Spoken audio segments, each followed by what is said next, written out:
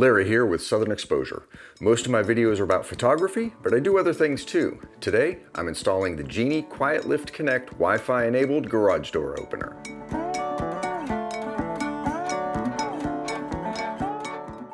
My old garage door opener was ready to be replaced. It was an old Sears model, and it served me well, but it was a chain drive, which is pretty noisy, and it was old. I know it was at least 20 years old, and I suspect it was probably original to the house, which would put it at about 34 years old.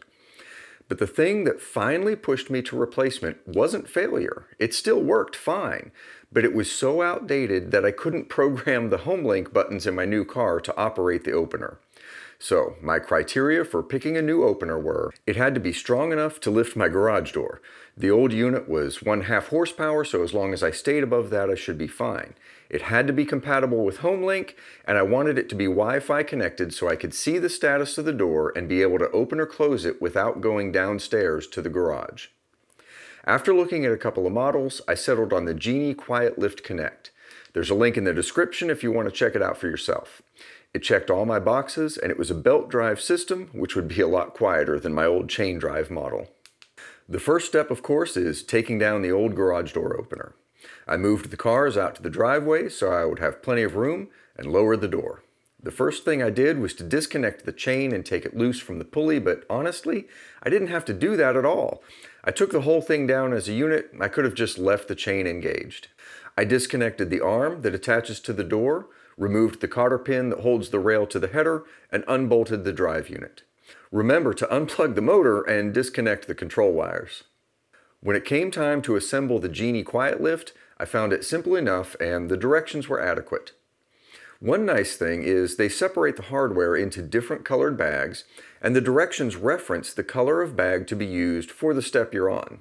It's really as simple as installing the pulley into the rail, sliding the rail sections together with the carriage adapter in place, then looping the belt around. The belt is directional, so make sure you pay attention to which way you feed it through the pulley. They supply a turnbuckle to attach the two ends of the belt together. It has a strange reverse thread setup, but once you get it started, you tighten the belt by holding the belt on either side while rotating the turnbuckle with your thumbs. You want to tighten the belt until the sag in the middle of the back side leaves the belt about a 1/4 inch above the bottom of the rail. Then you hold the turnbuckle with a wrench or a pair of pliers and tighten down both lock nuts to keep it from backing out. Attach the assembled rail system to the drive unit and it's ready to install. The next step is attaching the rail bracket to the header above the garage door. You want the center of the bracket to be 2.5 inches higher than the highest point of travel of the top section of the door as it raises or lowers. The directions say to measure off the floor, but I found it easier to measure down from the ceiling.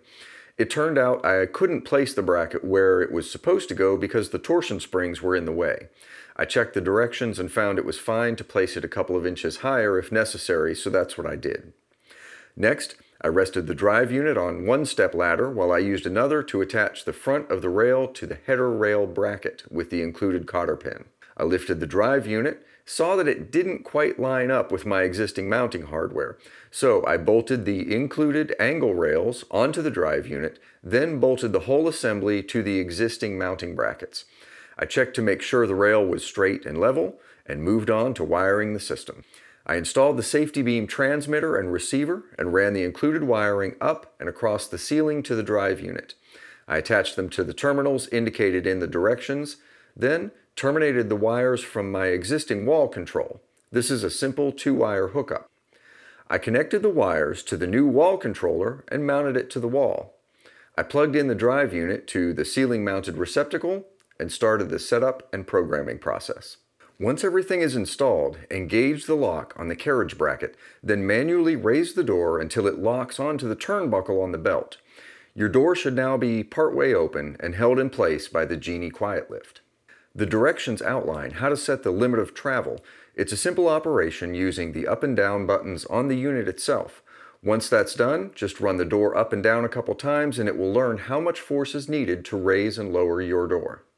Finally, there's the Wi-Fi setup. This can be a little confusing, but be patient and you'll make it through. The first thing you have to do is download the Aladdin Connect app and set up an account.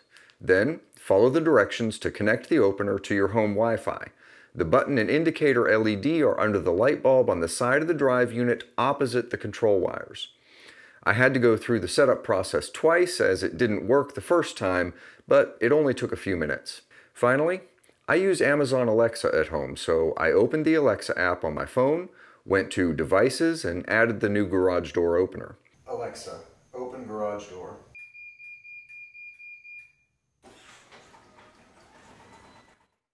If you want to be able to open the door by voice, you have to assign a 4-digit security PIN, which you'll be prompted for when you ask to open the door. So now the installation and setup are complete and everything is working well.